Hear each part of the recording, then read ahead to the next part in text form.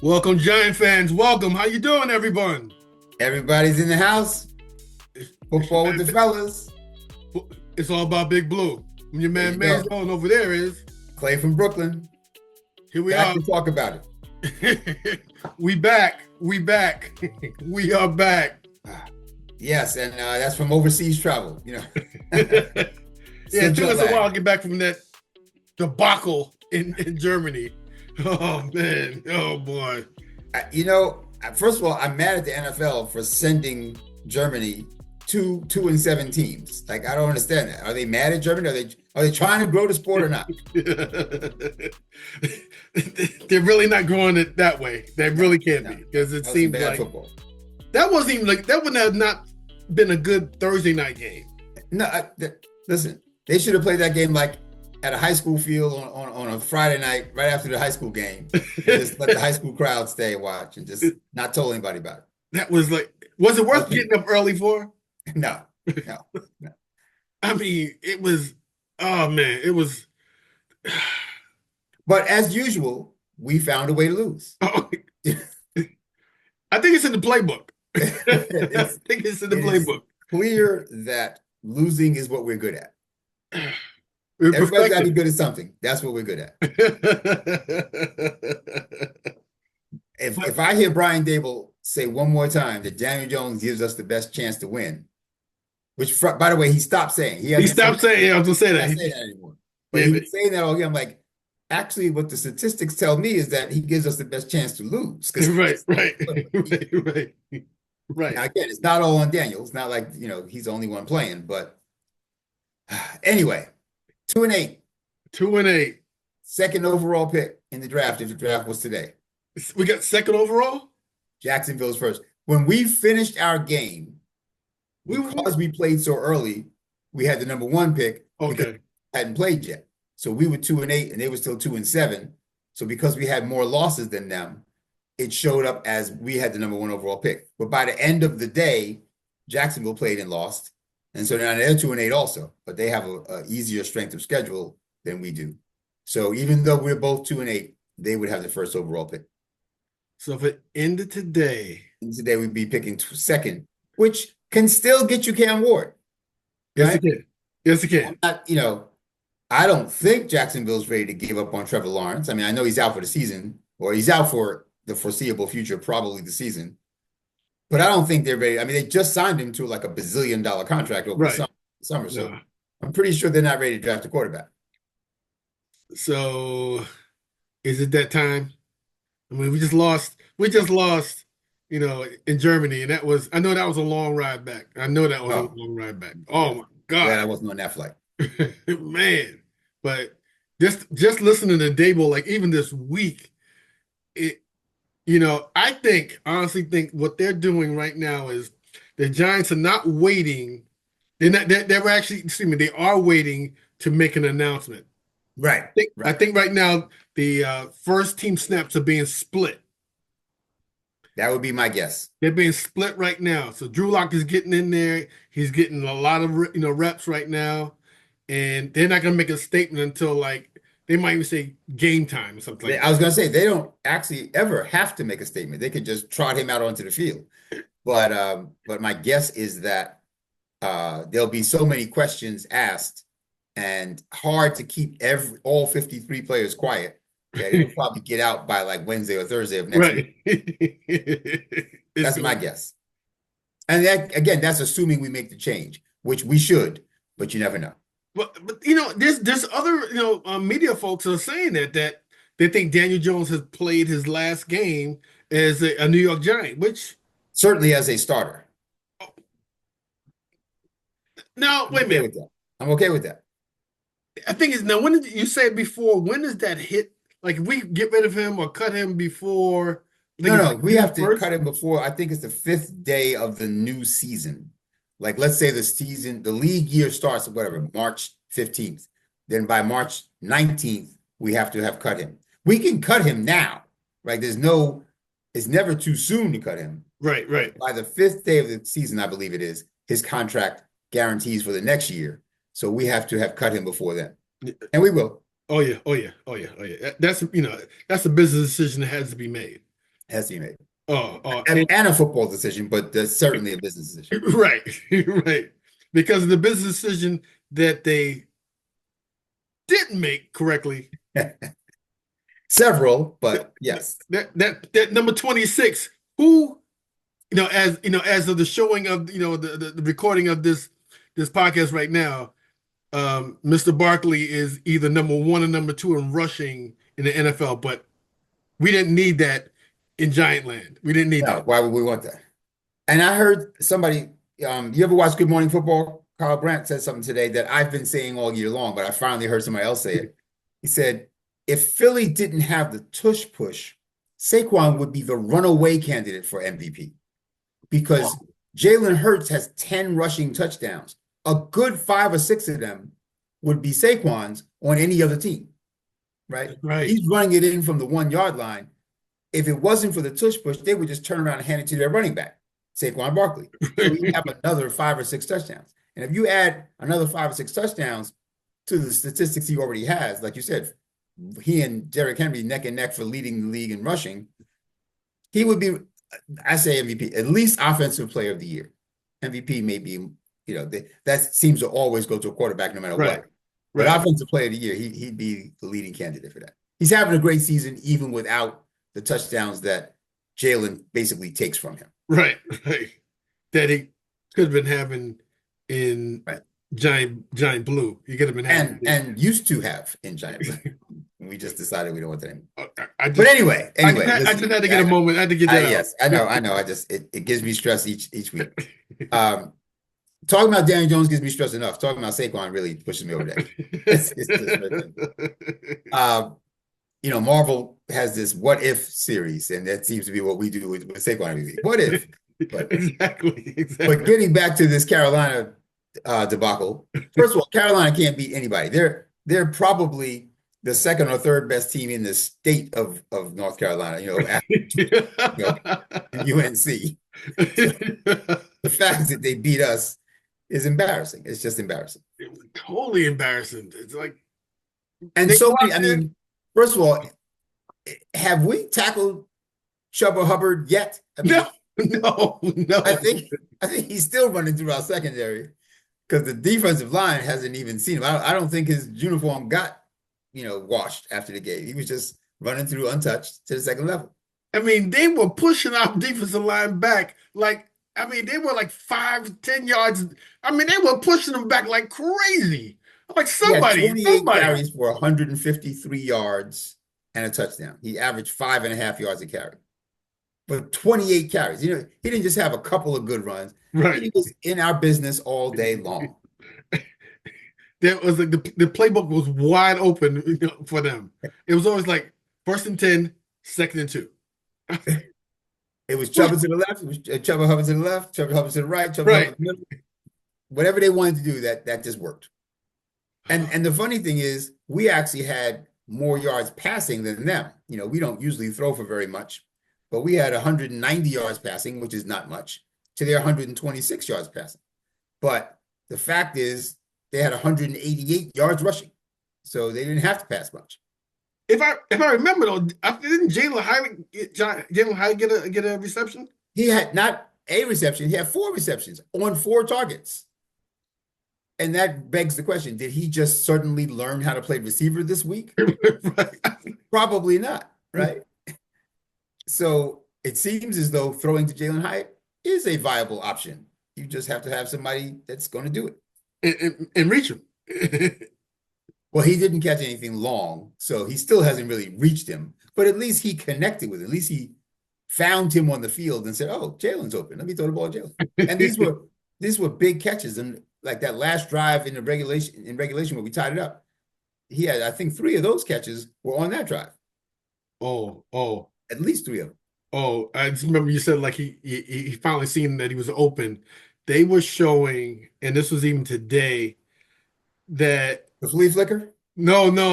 They were showing plays when the Giants receivers went out, and there was a clean pocket, and Daniel Jones just was overthrowing guys. He couldn't hit. It was like 3 guys open, And when he got sacked one time, he was holding on to the ball, and guys was standing there like this, waving their hands I think that wide was the flea open. flicker. On the flea flicker, when he handed it off and they lowered it back to him, Wandale Robinson ran a crossing pattern. He was wide open. And in fact, if I remember correctly, I think it was Neighbors, but whoever the other receiver was also wide open, but not as far downfield. And Wandale was like hopping up and down in the air, like, what is wrong with you? When are you going to throw to me? I'm never going to be this open again. That is, we said this a couple of weeks ago, a couple of episodes ago, that um, Daniel Jones, he does not anticipate someone being open. He has to physically see them open, and then as soon as he gets ready to throw the ball, that window closes. Right. And then he has to pat the ball before he throws it. So that's Right. another half a second that's gone. Yeah, no, I mean, and in that time, that particular play, the lob back to him, the lateral back to him wasn't perfect. So he had to kind of mess with the ball in his hands to get it right and ready to throw. But then it looked like once he got ready to throw and the people were still wide open, he then took a quick peek to his left to see if he was about to get hit. And you definitely don't have time for that. No, By the time he did that and said, oh, actually somebody is coming. I wonder if I have time to throw it. And he then kind of reloaded, had to pat the ball again, then he got sacked. If he had just thrown it first without the look, he had plenty of time to get it out there. Anyway, Daniel Jones is probably not playing anymore for us. Thank goodness. And so I'm ready to move on. I'm ready to move on. So we getting changed from a dime now. Getting changed. A nickel and Listen, 5 pennies. I don't know what his new role will be with the clipboard, or his new nickname will be, I should say, with the clipboard, but it's time for him to take on that new role. Pines. He's going to Pine City. He's going to Pine City. That's okay. That's all right. He should be happy. He still gets paid. So, he's getting paid. Man's getting paid. that'd be fine. That'd be fine. But, our guys, it's time. It's time. And I know I was holding out earlier, and I said, as long as we're mathematically in, but just the way we look,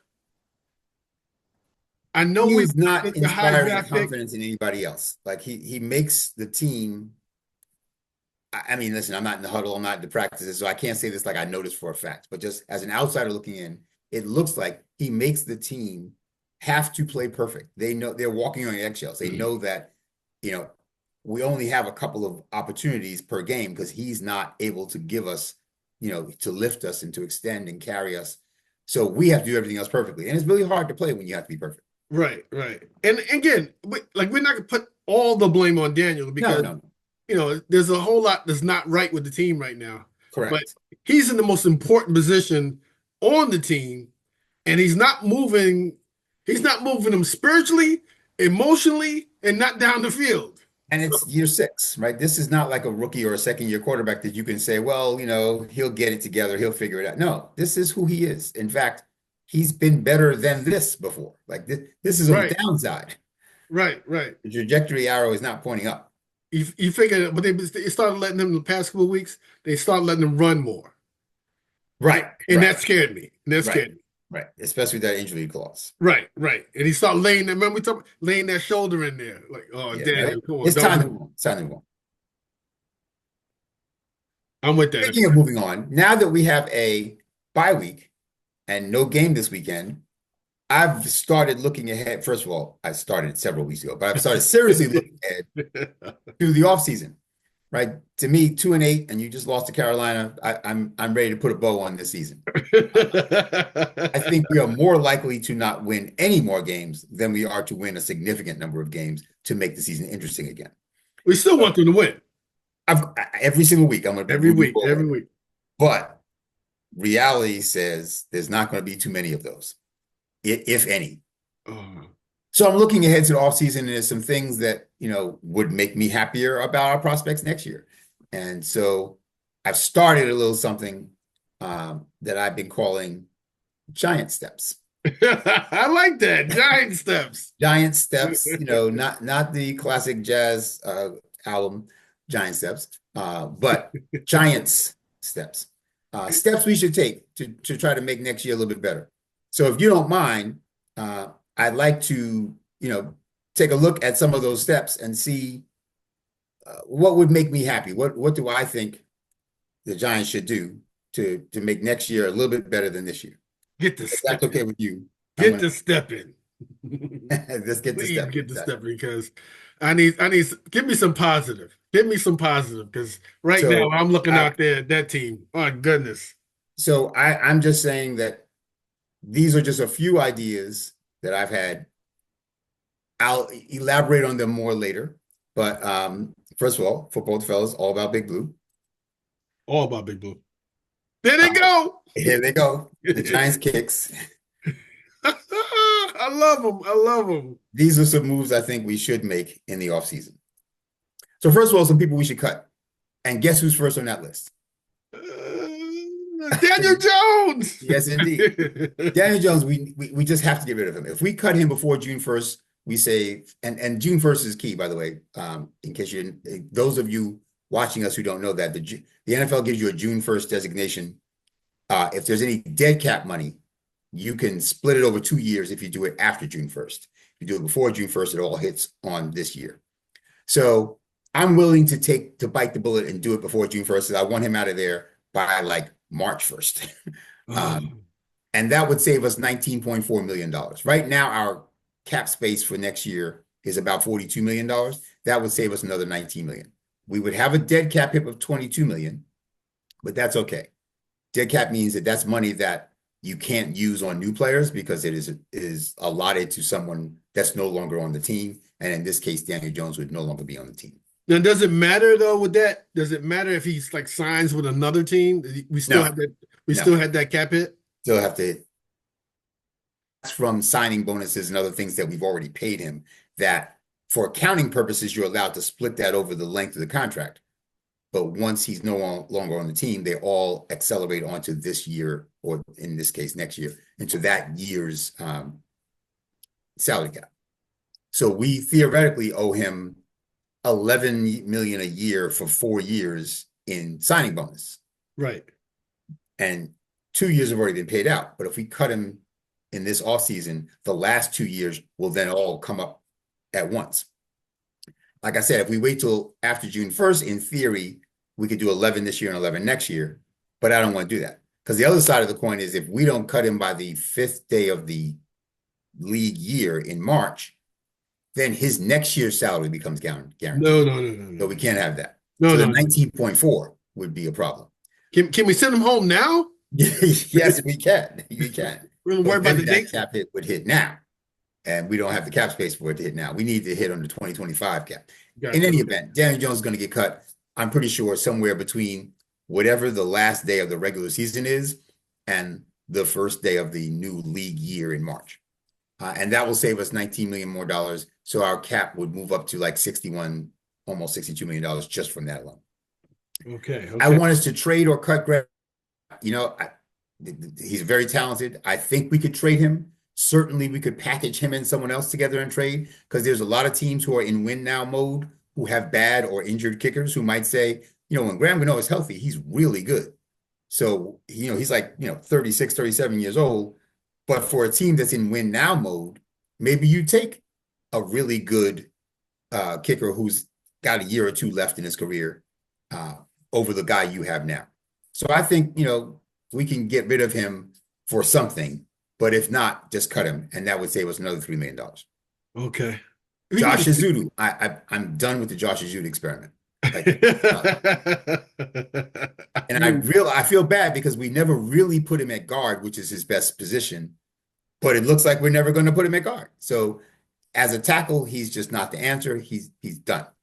That would save us another $1.4 million, which really isn't worth even mentioning because you'll replace him with someone who's going to make at least $900,000. So really your net savings is probably more like $500,000, but still just getting him off the team makes me happy. Get the step. And then there's the small fries. There's other guys who are making even less than $1 million. Jordan Riley, Anthony Johnson, Bryce Ford Wheaton, et cetera. Those guys don't really have a whole lot of impact on the salary cap, but they're just dead weight that I feel like we got to go. So we'd have about $70 million in cap space if we did all of this. And I think that with $70 million in cap space, you can do some things. Ooh, like signing some free agents. Oh, I'm suggesting we go after. There's a lot of things we need, don't get me wrong. But there's three people in particular I'm really interested in us going after. A couple One of is them, former Giant BJ Hill, who has become the beast that I thought he would be if we had kept him at the interior defensive line. He's also a defensive end if that is needed, but right now I just need another tackle right next to Dexter. So I'm suggesting, as a ballpark, 4 years, $80 million with 3 years guaranteed, and a signing bonus with a void year. P5 means that in the NFL standard contract, paragraph 5 is where you list the base salary, like yeah. Okay. actual this year's salary, not including any bonuses and incentives and whatever. So his base salaries would be 5, 15, 20, and $25 million. He's got a $15 million signing bonus, and that's how that adds up. Got it. So Wow. again, this is just a sample of how we could fit him in under our cap with that $70 million worth of space. Kansas City Chief right guard Trey Smith, who I wanted badly when he came out. He had some injury concerns that kept most teams away from him. He lasted to the 5th round, and of course the Chiefs drafted him, and then he became a stud from day one and never been hurt. But I definitely want him. Greg Van Roten is a decent stopgap, but he's 34 years old and he's not, great. And Trey Smith is, 25 or 26 years old and is great. Let's go with him. And the Chiefs, I'm guessing, can't afford to bring him back next year. They got a whole lot of money tied up in a whole lot of other positions. I would be surprised if they can afford him, although I've been surprised before. That would be. So, I mean, you're gonna bring some talent to our line? I feel like if Andrew Thomas ever can stay healthy, I mean, he reminds me a little bit of Dallas's Tyron Smith, who is now a Jet, but who for several years in the early part of his career was considered one of the best left tackles in football, but then he started getting hurt every year and was never the same. So I'm worried that Andrew Thomas is on that path. But if he can really come back and be healthy, having him at left tackle and Trey Smith at right guard, I like that. I Okay. really like that. Okay. I like that. And then finally, cornerback Paulson Adebo, who was the guy I wanted from the Saints but in the preseason when I was saying, let's trade Darius Slayton. That's who I wanted to trade him for if we were trading with the Saints. Now, he's injured. He's out for the season. So I'm thinking he's not in a position to command a top dollar salary, even though talent-wise, he may have been able to if he hadn't gotten hurt. So whereas he might have been able to command, $20 million a year for 3 or 4 years, if he hadn't gotten hurt. Now I think we can reasonably get him for a notch below that. So I'm suggesting we offer him $15 million a year, but with only 1 year guaranteed. So basically, we're going to say, if you show me next year that you are 100% and really back to yourself, then that second and third year will kick in. But if not, then we can get out of it. Right. Notice I gave him a player option in year 3 for him. If in case he says, okay, I've had 2 good years here and I still haven't made my 20-something million a year like cornerbacks are supposed to make, let me walk away. And then, of course, we would be able to, offer him more money and keep him, but it gives him the opportunity to walk away. So I tried to make this contract structured in a way that it protects us in the beginning and protects him at the end. And if he does well, then maybe both sides want it to stay together. Not a bad deal. I try. I like it. And now there's some of our own players that I'd like to keep. I'd like to keep Isaiah Simmons. I'd like to keep Jason Pinnock. And I'd like to keep our long snapper, Casey Kreider. And all of them are fairly low price free agents. I mean, 2 years, $15 million, 2 years, $18 million, and 1 year, $4 million are not breaking the bank. Like nobody's going out of business with those contracts. I'm surprised you're keeping Isaiah Simmons. I like Isaiah Simmons. I think that is the kind of piece that you can move around in a lot of different places. The athleticism is off the charts. It's, you can't teach 6'4", 240 runs a 4.4. Like that's, you have that or you don't, and very few people have that, and he's one of them. And, he's just somebody who I feel like with the right environment, the right coaching, the right scheme, can always be a piece that causes the other team some problems. Right, okay. Covering a tight end, whether he's blitzing off the B gap or whether he's back at safety. Find a way to use this man. And I think 2 years, $50 million, $7.5 million average salary is just not that much for somebody who can be that good. Right. Now, I'm sure a lot of Giants fans will say that's too much money to pay for Isaiah Simmons. Okay, but I don't want him to walk. we've allowed a lot of good players to walk Right. When they walked from us, they went someplace else and became all and pro. light it up and Right. light it up. Right. Exactly. Julian Love, Xavier McKinney, Will Hernandez, the list goes on and on. And Jason Pinnock, since we let Julian Love and Xavier McKinney walk, I think Jason Pinnock has been the best of the remaining safeties we've kept. And I don't want to lose him too and have him go Okay. somewhere and light it up. And now we're down 3 safeties because I'm not sold on Tyler Nubin yet. I mean, he has some flashes, but I'm not sold on him yet. Nah, nah. And Dane Belton, really, I'm not sold on. No, no. Not sold on. Uh-uh. And then there's some free agents that I don't think we can keep. I just don't think that they are going to sign with us again. But I would be thrilled to keep, at a reasonable price, Darius Slayton, Azeez Ojulari, Drew Lock, Greg Van Roten, and Jamie Gillen.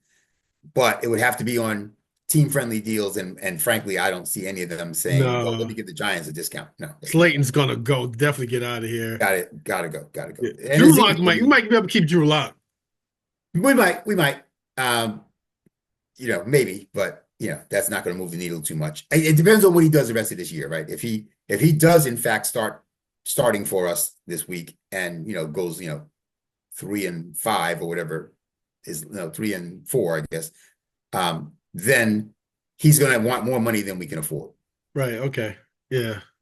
And then again, some more free agents that I really am not going to spend a lot of money on would be that Tommy DeVito, tight end Chris Manhertz, offensive lineman Aaron Stinney, and cornerback Adoree Jackson? Yeah, I don't actually necessarily want any of these guys except maybe Manhertz, but I just think that we don't necessarily have a second or third stringer better than any of these. So if they're willing to come back for, $1.5, $2 million a year, sure. But it would have to be something like that. DeVito would. He's like, now we get to my favorite part. The good stuff here. Now here it is. The draft. Now, again, if we mess around and win a few games and wind up with like the 7th or 8th pick, then that all bets are off. But as of right now, we would have the 2nd pick. And I want Cam Ward, period, full stop, accept no substitutes. That's who I want. Get me Cam Ward, please. I'm with you on that. Make that happen. Please. Only if that doesn't happen would I say then Travis Hunter would, I guess. In other words, I don't want just any quarterback. If it's not Cam Ward, there's probably 1 or 2 others I would consider. But if it's not Cam Ward level, then I don't want a quarterback. I don't want just any old quarterback. Travis Hunter is an amazing athlete, plays cornerback and wide receiver. Is kind of like a poor man's Dion.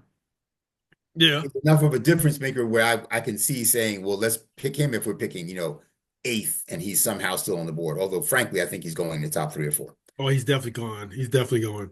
Right. You mean you don't want Shador? I really don't. And again, not that he's not as good as Cam Ward. I mean, I think he's a very talented young man. I just don't want to deal with Dion. I just don't. I just think that's drama that I don't think we need. I don't think the Maras will put up with that. Dion is a lot. He's a lot. That's doing the most, as my son would say. Prime time. Now, there's this other young man named Nick Emanwari, who's a safety / inside linebacker. He's playing safety for South Carolina, but I see him as more like a money backer / strong safety. Great physical specimen. He's like 6'3", 235, and runs a 4.38 40. He is a tackling machine. He's all over the field. Frankly, he reminds me a lot of Isaiah Simmons at Clemson. Wow. But he seems to have better football instincts. Isaiah Simmons always looked like somebody who was just a great athlete and not necessarily the best football player. Right. But you hoped that the athleticism would allow him to make football plays. This guy feels more like a football player that happens to be a great athlete. And so he's one person I would trade up for. But other notables, we need help along the interior defensive line for sure. And Michigan has 2 of them, Mason Graham and Kenneth Grant. Either one of whom I think would be great next. Yes. Next Especially Graham, definitely. Definitely. And I mean, that's a defensive tackle, but there's a couple of defensive ends that I love. Nick Scorton from Texas A&M and Landon Jackson from Arkansas are 2 very good prospects at defensive end, which to me is still, that's still important. Like, I would rather have a defensive tackle, but a defensive end is almost as good. We have outside linebackers playing as though they're defensive ends, and that's just not the same thing. They're not setting the edge in the run game. No, And no. when they don't get home in the pass rush, then what? So I want a defensive end who can set the edge, stop the run, and get after the quarterback. And then if you want to put the outside linebacker outside of him, great. I'm seeing Kelvin it. Banks. I'm I'm looking sorry, go for ahead. I'm looking for linebackers on there. Any wait a minute. So the only person on this list that I think would help us at linebacker is Nick Emanwari. Like I said, he's 6'3", 230 something, and runs a 4.38. We can put him at inside linebacker if we need to. And we can put him at, money backer, line him up over the tight end. He's hybrid, strong safety, inside linebacker type. Okay, okay. And that's who I think, that's how I think we would use him. Texas has an offensive tackle in Kelvin Banks, a left tackle who I would put at guard. He's only 6'4", which, 6'4", you're 6'4". Oh, that's not a only. Like, that's It's a like big only man. 6'4". I was like, what? But for an offensive tackle, especially left tackle, 6'4" is not especially big. Most left tackles are 6'5", 6'6", 6'7". So he's not that big, and frankly, he's not that quick. So I feel like he might be better served at guard, and I would love to put him at guard, especially if we don't get Trey Smith in free agency. It's actually only if we don't get Trey Smith in free agency. Couple of defensive backs. Will Johnson is a very good cornerback from Michigan, very good prospect. Malachi Starks is a very good safety prospect from Georgia, and Benjamin Morrison is a very good cornerback prospect from Notre Dame. We need help in the back end, right? The back end is not strong. The defense is funny because our defense is leading the NFL in sacks, right? So if you're leading the NFL in sacks, you would think that we would be higher up in the defensive rankings than we are. And we have 0 interceptions from defensive backs this year. The team has 1 interception. It was a linebacker. 1 interception? We have 1 interception this year. Our defensive backs have the same number of interceptions as you and I have. We are tied for the lead for the New York Giants defensive backs in interceptions this year. That's with all that pressure on the quarterback. And we're leading the league now in sacks? Yes, we've been leading the league in sacks all year long. And usually when you get a lot of sacks, you get a lot of fumble recoveries and a lot of interceptions because quarterbacks are panicking, running for their lives, throwing the ball. No. So we need some defensive backs that can keep their eyes downfield on the receivers and back at the quarterback. Remember that touchdown run that Joe Burrow had against us for 400 yards or however far away he was? He was running for days. He had to stop and take a coffee break. You know that run? That's how far it was. I remember that. The reason he was able to do that is that defensive backs didn't even see him running for the first 30 yards. By the time they realized, oh, this is not a passing play, the quarterback is running. By the time they realized that, he was at the 20. I remember that. That was pitiful. That's pitiful. But so anyway, that's my first look at the offseason. Thank you for being patient with me as I walk through all those pages. I just wanted, again, it's the bye week. I just wanted to throw that out there and start to get us thinking about how could next year be better. You look for optimism in the individual games. I look for it in the individual seasons. Again, my optimism was Jalen Hyatt was got receptions. That was my big thing there. He was on the field. He got receptions. I was happy with that. Very happy about it. Wasn't happy with the defensive line and how it was porous. I still, and we're gonna go through this when we do, big blueprint. I still, when you look at other teams when they're running their offense, and you look at where their receivers go, how come we're not running that type of offense? I mean, the routes they run, how come we're not running those type of routes where our receivers are not standing next to each other? I don't get it. I mean, does Dable not see coaching this? or is it execution? It's hard. We don't know that, but it's one or both of those things, and neither is acceptable. But it happens too frequently though. If it was just like once in a while, I can see it a couple of times. Somebody breaks off their route, but are they doing like every possession? Someone's doing that, and I think they all know I'm not going long, so let me just. I'm not going more than 30 yards. Back in the day, when we were on the IHOP Express, one of our very good friends Mitch Tenenbaum, we used to jokingly say that he would look at the route combos and say, "Oh, that's the one that's going to be open. Right. Let me run that route, even though that's not my route." And so you would be running that route and then look up and there'd be Mitch standing next to you when the ball comes. And Like, Mitch would make the what are you catch. doing? Right. And again, we were mostly kidding. He just was a very good football player. And I was happy for him to have the ball because he knew what to do when he got it. But that's flag football in Brooklyn in the 1990s, 80s and 90s. In the NFL in the 2020s, we should not be having people saying, "Oh, well, let me just go over here because I think the ball might be over there." Right, exactly. That should not be a thing. And shout out to Mitch, if you're watching. Nothing but love, my brother. Nothing but love. Got nothing but love for you, Mitch. Stealing passes though, but that's all right. We were winning championships, so it's not like it wasn't working. Still love you. Love you. Canarsie, baby. Canarsie. Back in the day.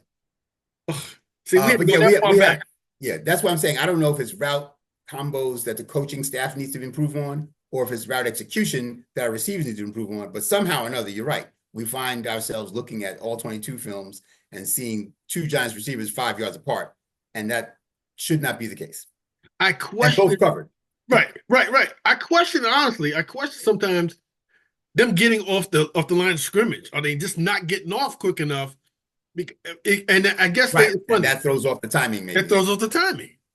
And they too know that Daniel won't throw them open. Daniel will wait till they're open and then throw it, and then they get kiboshed. Yeah, he gets them lit up a lot, and even when they are open, he throws it in a way most of the time where there's no opportunity for yards after catch, no yak. They either have to leap for the ball or fall down or something, or it carries them out of bounds, and they just tap to stay inbound. It's rare that you see him hit somebody in stride in the middle of the field where they can do something with it. No, if you watch the LSU tape from Malik Nabers last year, he was with Jaden Daniels throwing to him. He was doing that all the time. Like, he got all kinds of yak in college last year. Now, of course, that was college. I get that. Right. But the idea is you were hitting this man in stride, and he knew what to do with the ball when you hit him in stride. We don't do that. There's no stride. There's no in-stride catches. There's no in-stride catches. That's okay. That's all right. He's just now. Wait a minute. I think I saw something. You probably can help me with this one. That Daniel Jones. There's a type of quarterback that the Giants have been getting, like the Daniel Jones. He reminds you of Trubisky. What's the other Giant quarterbacks? We got from back in the day, like Dave Brown, who also Dave Brown, right. Yeah, the Kent Grahams, Kent Graham, right. They all have the same thing in common. They were good. They were picked as starting quarterbacks. They weren't. They just did nothing. They're not even game managers. No, I mean, again, Daniel Jones has been better than this in the past. Like 2022, he was better than this, although that year was a little bit overrated. He wasn't great, but he was better than this. And his rookie year, he was better than this. I just don't understand the regression. He obviously, he seems 100% recovered from his injury last year. He seems healthy enough when he does run the ball. So that's not it. I think it's confidence and just, he's shell-shocked. He's shell-shocked. You can see when he's in the pocket. He's definitely, when he hits his back foot on his drop, if the guy's not open right there, he is like, what do I do? Right. I'm about to get hit. He's always, but it's all right though. 6 years, you had a good Giant career.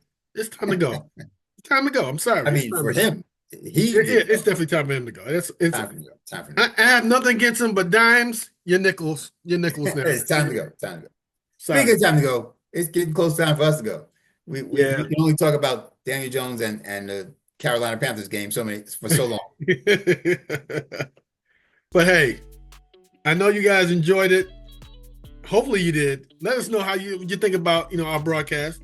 Definitely. Please remember to like and subscribe and share our podcast with others. Please do that for us. Let us know. Share the love. Yes, and drop a comment. Let us know. Definitely drop a comment. All right. As always, Clay from Brooklyn, and that's my man there. Mazo. Football with the fellas. It's all about Big Blue. Yes, sir. Always all about Big Blue. Yes, sir. Until next time, y'all. All right. Peace. Big shout out to El Marquis Productions, the talent behind the music and production here at Football with the Fellas. It's all about Big Blue. Their beats bring energy and excitement to every episode. El Marquis' skills in mixing, mastering, and creating top quality sound make the podcast come alive each week. For your own projects, check out elmarquisproductions.com and take your sound to the next level.